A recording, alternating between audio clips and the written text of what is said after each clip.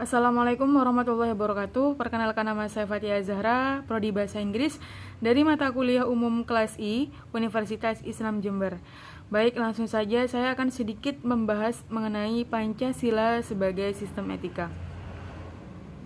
Pastinya kita sudah tidak asing lagi ya dengan kata etika, tapi mungkin masih ada beberapa yang belum tahu definisi dari etika itu sendiri.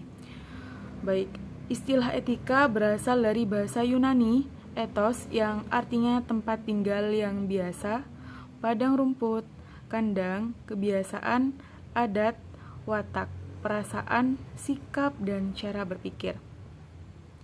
Secara etimologis, etika berarti ilmu tentang segala sesuatu yang biasa dilakukan atau ilmu tentang adat kebiasaan. Dalam arti ini, etika berkaitan dengan kebiasaan hidup yang baik, tata cara hidup yang baik, baik pada diri seseorang maupun pada masyarakat.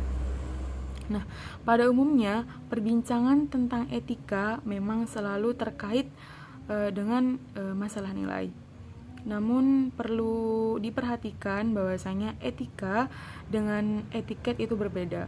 Keduanya memang mengatur perilaku manusia secara normatif, tetapi etika lebih mengacu ke filsafat moral yang merupakan kajian kritis tentang baik dan buruk, sedangkan etiket mengacu kepada cara yang tepat yang diharapkan, serta ditentukan dalam suatu komunitas tertentu. Contoh, mencuri termasuk pelanggaran moral. Tidak penting apakah dia mencuri dengan tangan kanan ataupun tangan kiri.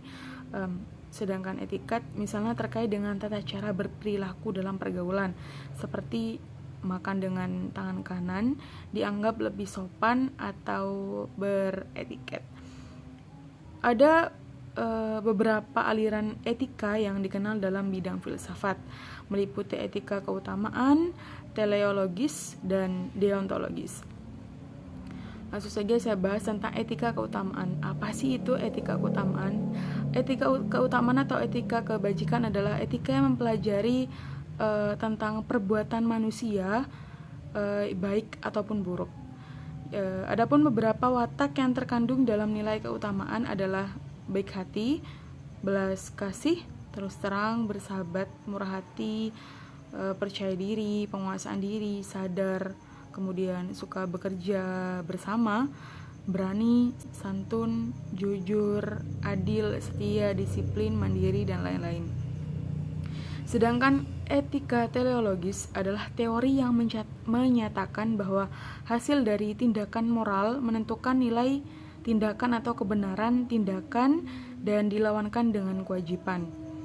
Etika teleologis ini juga menganggap bahwa di dalamnya kebenaran dan kesalahan suatu tindakan dinilai berdasarkan tujuan akhir yang diinginkan.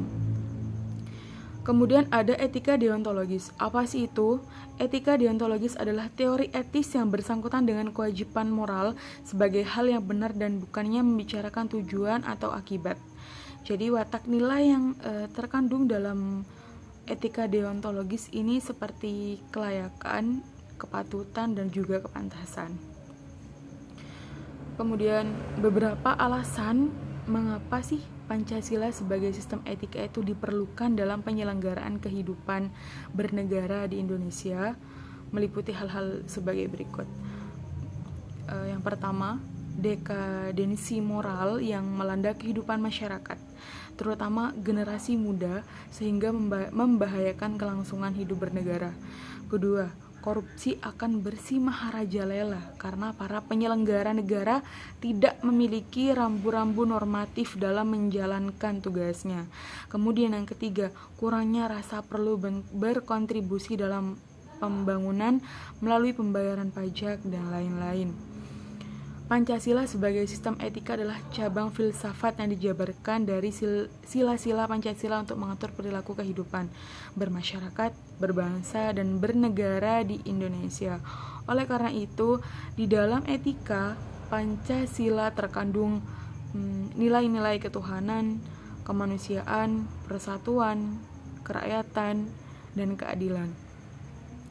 Kelima, nilai tersebut membentuk perilaku manusia Indonesia dalam semua aspek kehidupannya. Pentingnya Pancasila sebagai sistem etika bagi bangsa Indonesia ialah menjadi rambu normatif untuk mengatur perilaku kehidupan bermasyarakat, berbangsa, dan bernegara di Indonesia. Dengan demikian, pelanggaran dalam kehidupan bernegara seperti korupsi atau penyalahgunaan kekuasaan dapat diminimalkan. Terima kasih. Sekian dari saya. Wassalamualaikum warahmatullahi wabarakatuh.